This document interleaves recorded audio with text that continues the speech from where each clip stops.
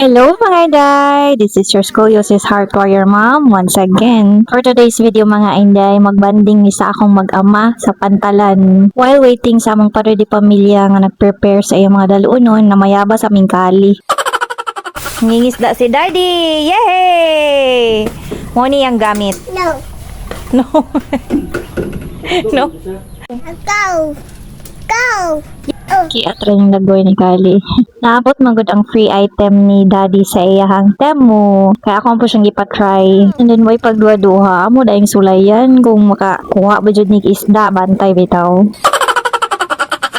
Bisag doon na kayo ang pantalan mga Inday, nagsakay gyapon mig motor kay dili man ko pwede kun mahago mga Inday. Di na ko kaya ang maglakaw nga kinatasan. Limited ra kayo ato ang strength sa noo.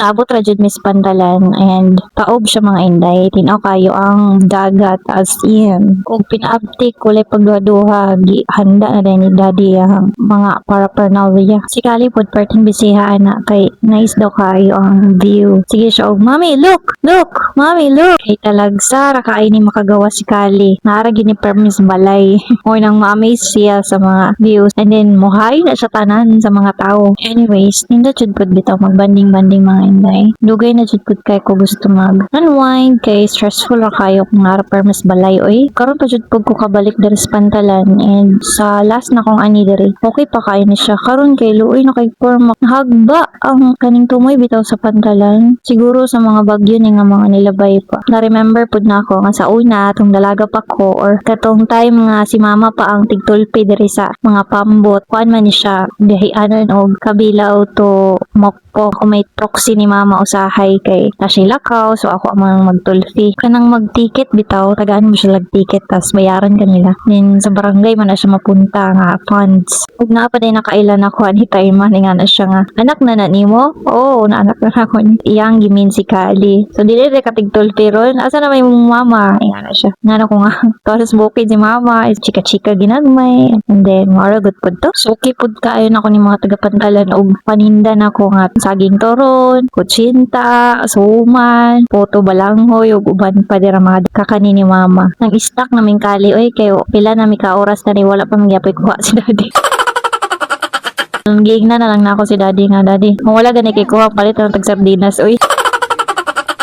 Og naabtan dyan may gabi iyan na lang gibiyaan gikot na adres kilid kay ibati ng pudyag kaguto mo ng librehon dami niya og burger ni Kali.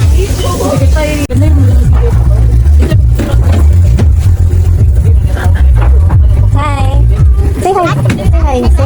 Say hi.